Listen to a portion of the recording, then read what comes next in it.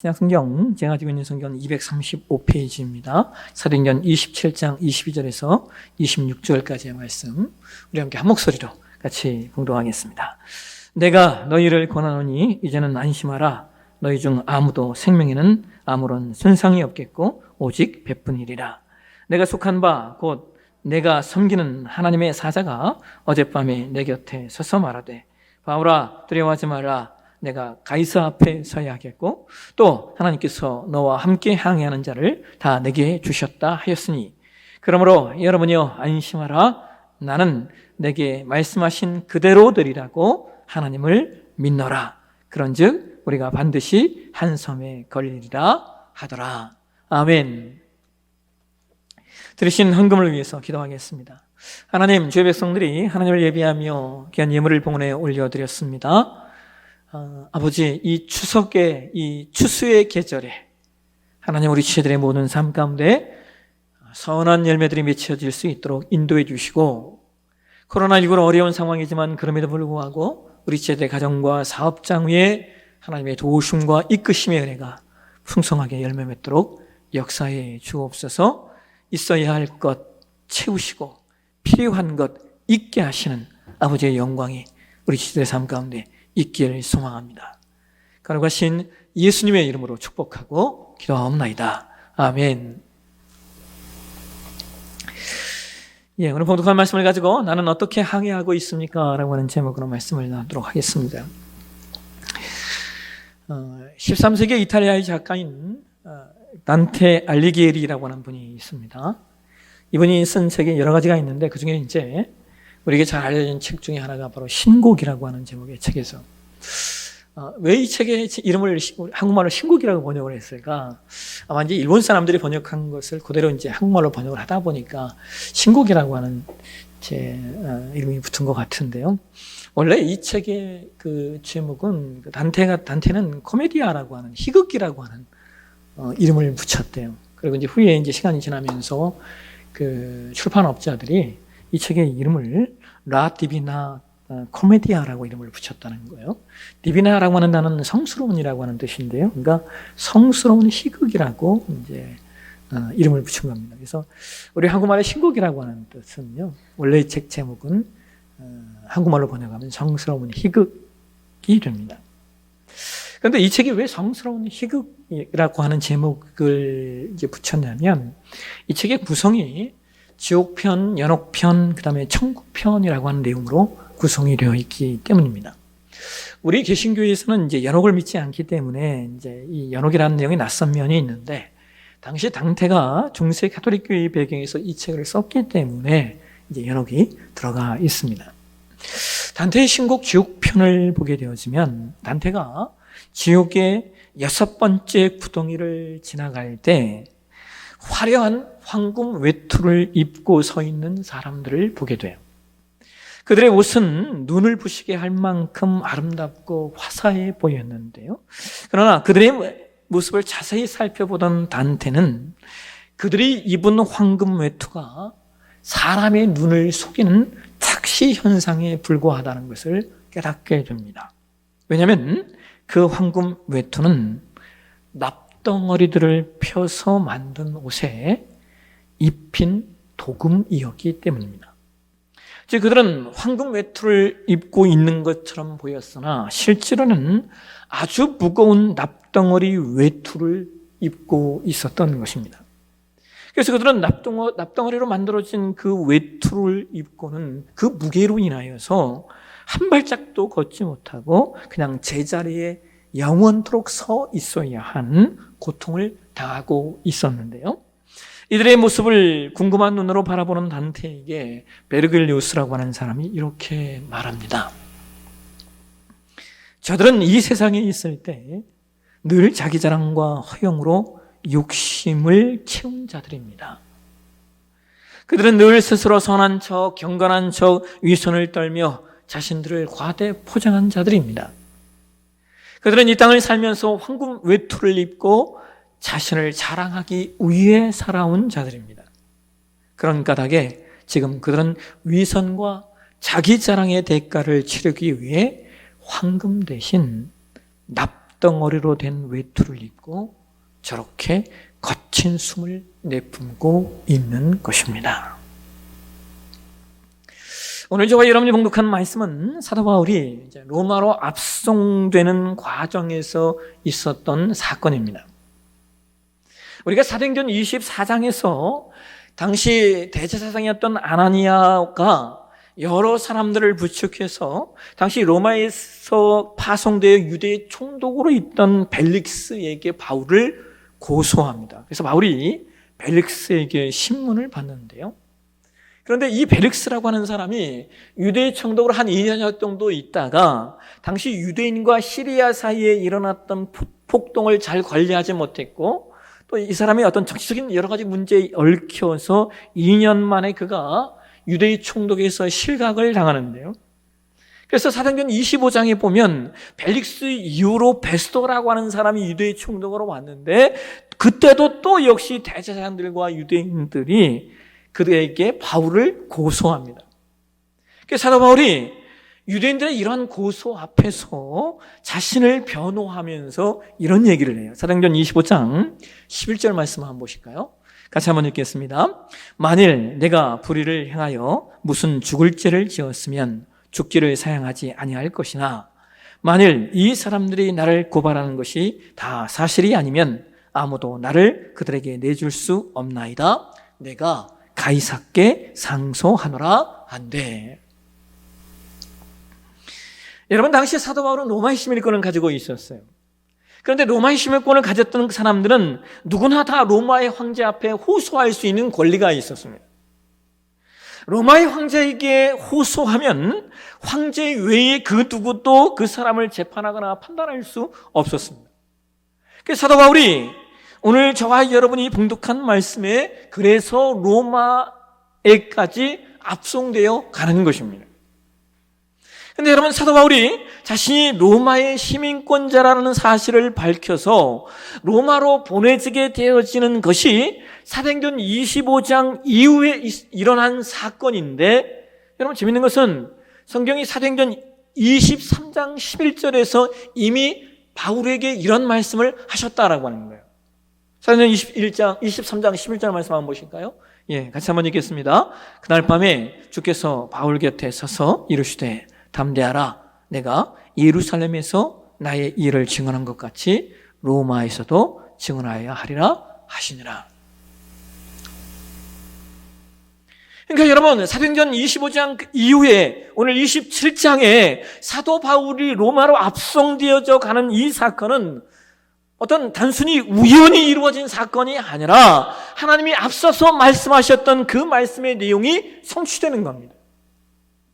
즉 하나님의 말씀의 성취로 이루어진 사건이 바울이 로마로 항해하게 되는 여정이라는 거예요. 그런데 여러분, 우리가 사도행전 27장을 다 읽지는 않았지만 바울이 로마로 압송되어 가는 그 과정이 결코 쉽지 않아요. 그런데 여러분 한번 생각해 보세요. 바울이 로마로 가는 길이 하나님의 뜻과 목적이었잖아요. 하나님의 뜻과 목적에 따라서 바울이 로마로 가는 길인데 왜 이 바울의 여정이 쉽지 않을까요? 여러분, 여기서 먼저 우리가 무엇을 하나 발견해야 되냐면 우리가 살아가는 삶의 여정 속에서 우리가 하나님의 뜻과 하나님의 목적을 따라감에도 불구하고 때로 어려움이 있을 수 있다라고 하는 사실을 우리가 놓치지 않아야 된다라고 하는 거예요. 그런데 우리는 종종 우리가 하나님의 뜻과 목적을 따라가기만 하면 아무런 어려움도 없고 아무런 문제도 없을 것이다 라고 생각하는 오류가 있어요. 꼭 그렇지만은 않다라고 하는 거예요. 자, 그렇다면 여러분, 왜 우리가 하나님의 뜻과 하나님의 목적을 따라 그렇게 애쓰며 살려고 하는데도 왜 때로 어려움이 오는 것일까요? 우리가 그 이유를 사도행전 27장에서 확인할 수 있어요. 사도행전 27장 9절과 11절 말씀 한번 보실까요? 우리 이 말씀을 표준세 번역 성경으로 한번 읽도록 하겠습니다. 만일 많은 시일이 흘러서 금식 기간이 이미 지났으므로 벌써 항해하기 위태로운 때가 되었다. 그래서 바울은 그들에게 이렇게 충고하였다. 여러분, 내가 보기에 지금 항해를 하다가는 재난을 당할 것 같은데 짐과 배의 손실만이 아니라 우리의 생명까지도 이를지 모릅니다. 그러나 백부장은 바울의 말보다 선장과 선주의 말을 더 믿었다. 여러분, 우리가 하나님의 뜻과 하나님의 목적을 따라 살아가려고 할 때 그럼에도 불구하고 그 여정에 때로 순탄치 않은 이유가 뭐냐? 그것은 세상이 우리를 믿지 않고 세상이 우리를 반대하기 때문입니다. 우리는 이 일이 하나님의 뜻과 목적을 이루는 일이기에 그 일로 나아가려고 해도 세상은 그 일이 하나님의 뜻과 목적을 이루는 일이라는 사실을 이해도 하지 못할 뿐만 아니라 오히려 세상은 하나님의 뜻과 하나님의 목적을 거스르려고 한다는 거예요. 그래서 여러분, 신자가 세상에서 행하는 일들, 신자가 세상에서 살아가는 일이 이래서 어려운 거예요. 여러분, 어떻게 했으면 사도 요한이 요한일서 3장 11절에 이렇게 말하겠습니다. 사도 요한일서 3장 11절에 이렇게 얘기해요. 형제들아, 세상이 너희를 미워하여도 이상히 여기지 말라. 여러분, 이 말씀을 영어 성경 NIV 성경 뉴 인터내셔널 버전에서는 뭐라고 번역하냐면요, 세상이 너희를 미워하는 것을 놀라지 마라. 놀랄 일이 아니라는 거예요. 예? 왜요? 당연한 일이니까. 세상은 하나님의 말씀보다 세상의 말을 믿기 마련이고, 세상은 하나님의 사람보다 세상 사람의 말을 더 따르기 마련이고, 세상은 신본주의보다 인본주의를 쫓아가게 되어 있기 때문입니다. 그래서 우리가 이 세상을 살아갈 때 가져야 될 마음가짐은 그러한 일들을 보면서 놀랄 필요가 없다는 거예요. 네? 세상은 원래 그런 법이니까. 근데 여러분, 그럼에도 불구하고요, 세상의 그러한 반응의 결과가 뭔지 아십니까? 세상이 이렇게 하나님의 뜻을 거스르고 하나님의 목적을 거스르려고 할 때 세상 가운데 나타나는 하나님의 그들이 그렇게 반응했던 그 반응의 결과가 있어요. 사도행전 27장 14절과 15절 말씀 보실까요?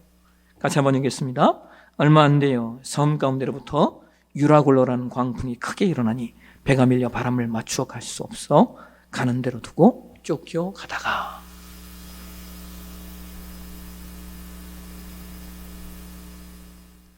여러분, 세상은 하나님의 뜻과 목적을 거부하며 세상이 가진 지혜와 지식이 가장 좋은 줄 알고 가장 똑똑한 줄 알고 따라가요. 그런데 그 결과가 뭐라는 거예요? 유라굴로라는 거예요. 또 쫓겨다니는 일뿐인 거예요. 여러분, 제가 기독교 세계관을 강의할 때 반드시 빼놓지 않고 강의하는 내용이 하나 있어요. 그게 뭐냐면 20세기에 왜 인류에 이렇게 세계 제1차 대전, 세계 제2차 대전이라고 하는 무서운 전쟁이 일어났는가라고 하는 내용이에요. 여러분, 일반 역사에서는 1차 대전과 2차 대전이 일어난 이유를 여러 가지로 해석을 하죠. 제국주의의 문제, 정치적인 문제, 경제적인 문제 등을 들어서 많은 사람들이 해석을 해요. 예, 다 맞는 내용이에요. 근데 여러분, 그럼에도 불구하고 저는 1차 대전과 2차 대전이 일어난 이유를 어떻게 보느냐, 가까이로는 그것이 19세기에 일어난 진화론의 문제라고 보고요, 조금 멀게는 18세기 극대화되었던 이실론의 문제라고 봅니다. 여러분, 2차 세계대전 같은 경우에는 여러 가지 이유가 있지만 대표적인 이유 가운데 하나가 그거잖아요. 히틀러가 게르만족 우월주의라고 하는 사상을 가지고 있었고 그것이 바탕이 되었다라고 말입니다. 근데 여러분, 히틀러에게 이런 사상을 주입한 게 누구냐면요, 신은 죽었다라고 말했던 니체의 초인 사상이라고 하는 내용과 더불어 그 당시 진화론을 기반으로 이해해서 형성되었던 우생학이 근거가 돼요. 여러분, 우생학은요, 우수한 유전자를 보존하고 열등한 유전자를 제거해야 한다라고 하는 이론이거든요. 이것은 근본적으로 진화론의 바탕을 두고 있습니다. 근데 여러분 재밌는 것은요, 이러한 진화론이 19세기에 나올 수밖에 없었던 그 배경이 뭐냐를 또 살펴보면 18세기에 극대화되었던 이실론이라는 사상이 그 밑거름이 되었다는 거예요. 여러분, 이실론이라고 하는 사상이 뭐예요? 이거 쉽게 설명드리면요, 하나님이 세상을 창조한 건 맞는데 그 하나님이 지금은 그냥 하늘에만 계시다, 지금 세상을 이끌거나 세상을 섭리하지 않는다, 그 모든 일은 다 인간에게 맡기셨다라고 말하는 것이 이실론이에요. 여러분, 이런 역사 속에서 만들어지고 극대화된 단어가 뭔지 아십니까? 여러분 좋아하시는 인본주의라고 하는 단어예요. 인본주의는 오로지 인간에 의한, 인간을 위한 세상을 말하는 겁니다. 하나님이 계시던 자리를 인간이 모두 다 차지해버리는 거예요. 인간 스스로가 인간의 지혜와 능력으로 낙원을 만들 수 있다라고 생각을 했어요.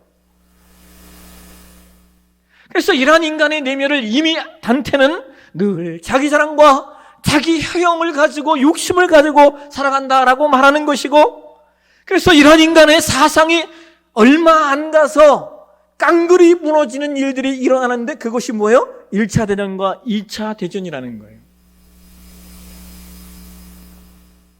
여러분, 파라다이스를 만들 수 있다라고 생각했던 인간이 파라다이스는커녕 서로가 서로를 죽이는데요, 상상하지 못할 방법과 내용으로 인간을 죽여요. 인간 역사에 무서운 유라굴로가 임한 거예요. 그래서 오히려 인간성이 말살되는 것으로 인간이 쫓겨나게 되는 겁니다. 17세기에 경건한 청교도였던 존 밀턴이라고 하는 분이 있어요. 이분이 쓰신 책이 유명한 책이 실낙원이라고 하는 책입니다. 존 밀턴은 단테의 신곡을 바탕으로 해서요, 인간이 어떻게 낙원을 잃어버렸는가를 이야기하고 있는데요, 그 책의 한 대목에 이런 내용이 있어요. 원래는 천사장이었던 그 루시퍼, 여러분 루시퍼라는 이름의 뜻이 뭔지 아세요? 빛을 나타내는 존재, 빛을 나타내는 자라는 뜻이에요. 빛을 나타내는 자라고 하는 영화로운 이름을 가진 그 천사가 어떻게 하루아침에 사탄으로 추락하는가를 알려주고 있는데요, 루시퍼가 이렇게 말합니다. 나는 천국에서 하나님을 섬기는 노예로 살기보다는 차라리 지옥에서 대접받는 왕이 되기를 원한다. 여러분, 세상도 똑같아요. 세상은 끊임없이 창조주 하나님의 권위를 부인하고 사탄 마귀가 그랬던 것처럼 똑같이 인간 스스로가 세상의 왕이 되고 인간 스스로가 세상의 주인이 되려고 한다라고 하는 거예요. 왜요? 타락했으니까. 세상이 사탄 마귀에게 매여 있으니까. 그런데 여러분, 사도 바울이 세상의 이러한 상황 가운데 뭐라고 말하는 줄 아십니까? 오늘 보면 사도행전 27장 23절과 26절 말씀 한번 보실까요? 사도행전 27장 23절에서 26절까지의 말씀, 우리 함께 표준세 번역 성경으로 같이 한번 읽도록 하겠습니다. 바로 지난밤에 나의 주님이시여 내가 섬기는 분이신 하나님의 천사가 내 곁에 서서 바울아 두려워하지 말아라, 너는 반드시 황제 앞에 서야 한다. 보아라, 하나님께서는 너와 함께 타고 가는 모든 사람의 안전을 너에게 맡겨주셨다 하고 말씀하셨습니다. 그러므로 여러분, 힘을 내십시오. 하나님께서 나에게 말씀하신 그대로 되리라고 믿습니다. 우리는 반드시 어떤 섬으로 밀려가 닿게 될 것입니다.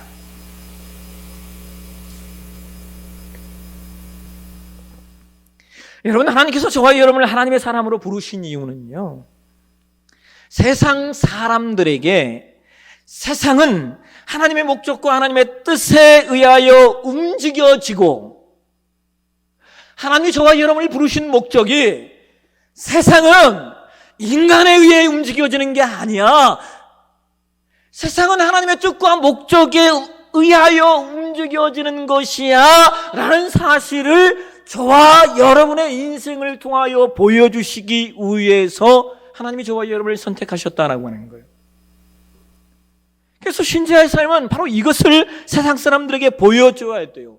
하나님의 목적이 승리하고 하나님의 뜻이 성취되는 그 놀라운 사건의 증거가 저와 여러분의 삶의 내용이 되셔야 한다는 거예요.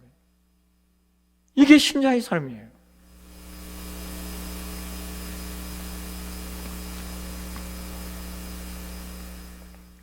지난 금요일에 사택을 이렇게 이사를 했어요. 근데 이사를 하면서 마음에 좀 걱정이 있었어요. 뭐냐면 아무것도 없잖아요. 싱크대도 없고, 또 제가 그동안 쓰던 뭐 장이나 옷가지 이런 것들은 제가 호주 갔다 와서 누가 주셔서 다 받아서 쓰던 거라 이게 이제 더 이상 쓸 수 있는 상황이 아니에요. 그래서 야, 이거 어떻게 해결하지?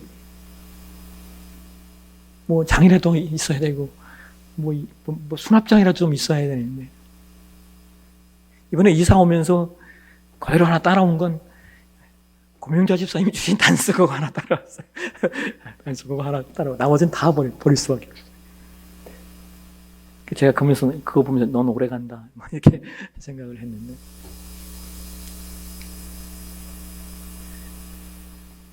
쌍편으로 기도하면서 기도했는데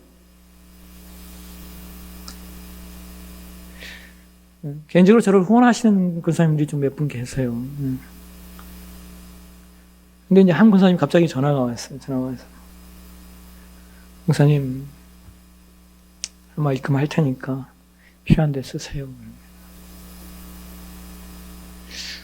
그래서 그냥 야, 이런 게 진짜 까마귀구나라는 생각을 했어요. 근데 권사님 그러시면서 저한테, 목사님 사박이가 너무 힘들어요.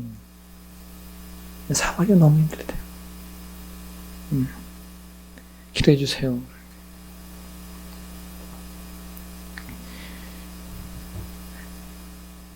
그냥 절로 기도가 나오더라고요. 그래서 하나님, 목사님 축복해 주십시오. 그리고 그 기업이 좀 잘 세워지게 하나님 좀 도와주십시오.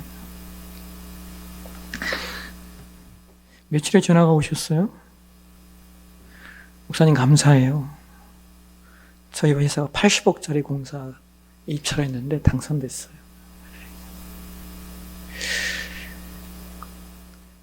얼마나 감사한지요? 하나님은 우리 인생을 통하여 하나님이 어떤 분이신가를 드러내셔요. 세상 사람들은 끊임없이 방해하고 끊임없이 뭔가를 흔든다면, 그 속에서 우리가 하나님을 의지하고 인내하면서 그 방향에 우리가 쓰러지지 않고 그 방향에 흔들리지만 않는다면 결국은 하나님이 승리하게 하시는구나. 여러분, 오늘 사도 바울이 우리에게 말씀하고 있는 내용을 놓치지 마세요. 두려워하지 말라. 안심하라. 세상이 아무리 우리를 흔들고 사탄이 지옥의 대장이 되어 우리를 미혹한다 할지라도 나는 하나님께서 나에게 말씀하신 그 말씀 그대로 되리라 믿습니다. 나는 하나님의 뜻과 하나님의 선하신 목적이 반드시 이루어질 것을 믿습니다. 우리가 고백하며 나아가면 하나님의 목적이 승리합니다. 제가 참 좋아하는 문장이 하나 있어요. 중세의 철학자이면서 신학자였던 토마스 아퀴나스라고 하는 분이 말씀하신 내용인데요. 이분이 이런 얘기를 해요. 선장의 최고 우선순위가 그의 배를 보호하는 것이라면 그 배는 영원히 항구에 머물러야 할 것입니다. 여러분, 우리는 저마다 인생의 항해를 하는 사람들이에요. 그런데 저마다의 인생의 항해가 얼마나 어려운지요? 그런데 그 항해가 힘들다고 인생의 배를 그저 항구에 머물러 두게 하면 여러분 말 그대로요, 아무 일도 하지 않으면 아무 일도 일어나지 않게 됩니다.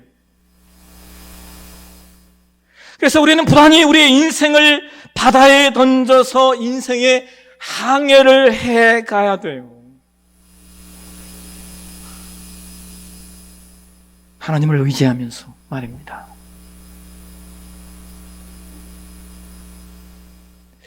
최근에 몇 주간 좀 마음이 편하지 않았어요. 여러 가지 마음이 편하지 않았어요.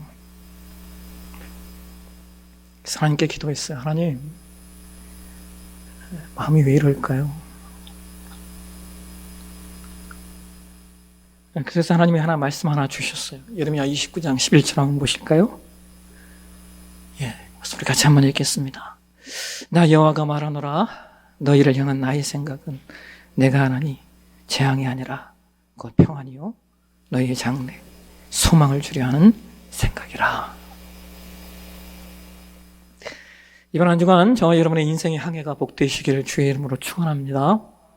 세상이 아무리 우리를 넘어뜨리려고 하고 우리를 흔들어도 우리를 향하신 하나님 아버지의 평안, 우리의 장래를 복되게 하시고 마침내 승리케 하시는 주 예수 그리스도의 영광이 저와 여러분 가운데 풍성하게 열매 맺는 한 주간 되시기를 주의 이름으로 축원합니다. 기도하겠습니다. 하나님, 우리가 나아가야 될 인생의 항해, 그러나 하나님이 함께 하셔서 그 바다에 우리를 던질 수 있고 그 항해의 결단을 할 수 있는 줄 믿습니다. 하나님, 세상이 아무리 우리를 흔들어도, 아무리 세상이 우리를 요동케 해도 주님 의지하며 반드시 우리를 승리케 하실 그 하나님 의지하며 한 발 한 발 내딛고 인생의 항해 노를 저어가는 우리 되게 도와 주옵소서. 걸어가신 예수님의 이름으로 기도합니다. 아멘.